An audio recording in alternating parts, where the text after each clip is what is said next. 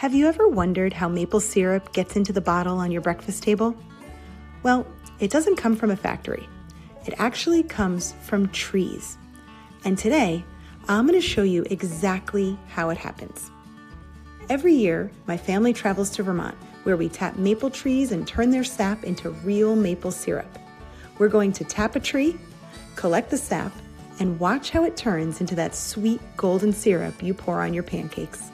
Let's go explore. Before we can make maple syrup, we need the right kind of tree. Maple syrup comes from maple trees, especially a type called the sugar maple. The easiest time to identify maple trees is in the fall or summer when their leaves are still on the branches.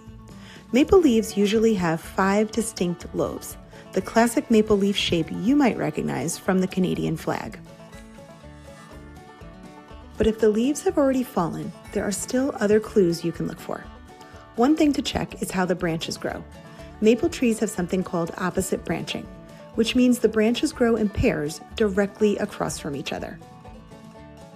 You can also look closely at the bark, which is often grayish-brown with long vertical lines or furrows. Once you've found your maple tree, there's one more important thing to check before tapping it. The tree needs to be big enough.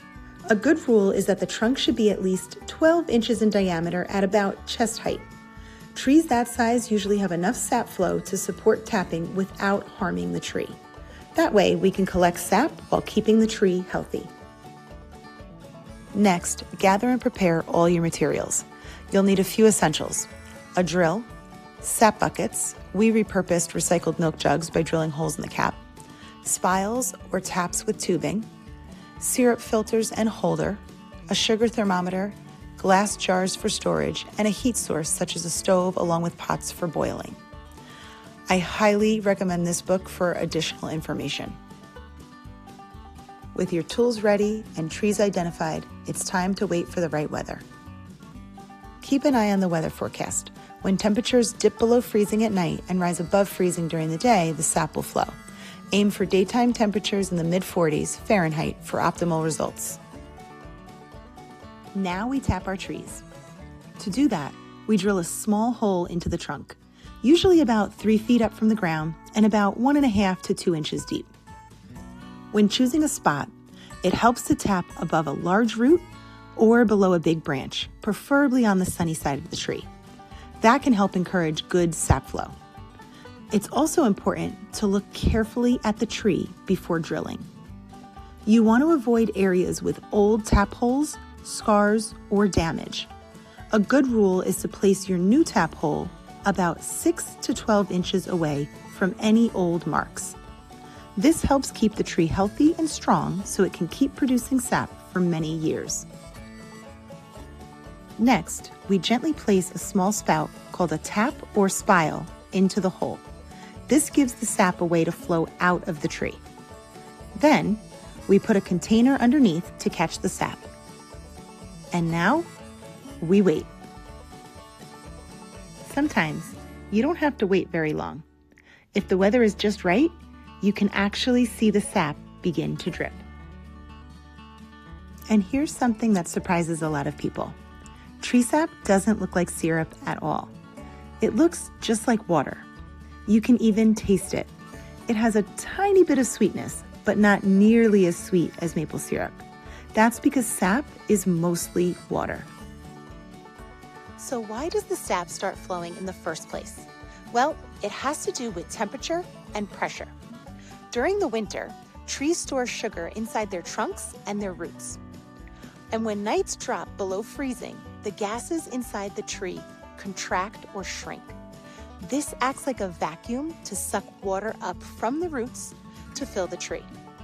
That water mixes with the tree's stored sugars to create sweet sap. Then, when daytime temperatures rise above freezing, those gases expand and grow bigger. That expanding gas builds up pressure and pushes the sap upward, and if there's a tap in the tree, the sap flows out.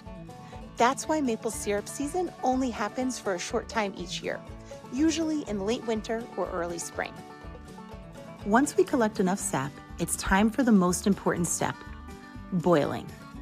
Before we start, We usually filter the sap to remove bits of bark, insects, or other debris that might have fallen into the bucket or container. We use large pots to boil our sap, but if you're making a bigger batch, you might use something called an evaporator pan instead. Then we heat the sap over a fire. As the sap boils, the water slowly evaporates into steam. What's left behind is the sugar. As more and more water disappears, the liquid becomes thicker, sweeter, and darker. When the syrup reaches the right temperature, about 219 degrees Fahrenheit, it's ready.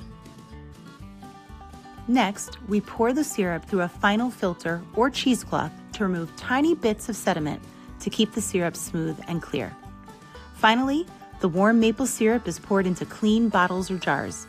And just like that, sap from tree has turned into maple syrup.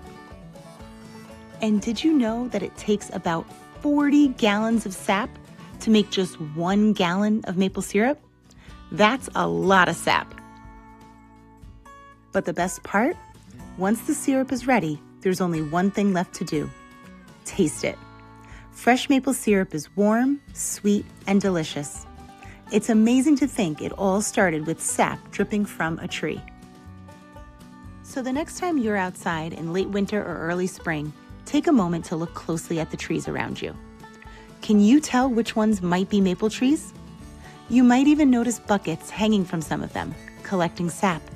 You may not see the sap moving, but inside the tree, you now know something pretty incredible is happening. Nature is full of amazing processes like this, simple things that turn into something extraordinary. And maple syrup is one of the sweetest examples. So thanks for exploring with me today.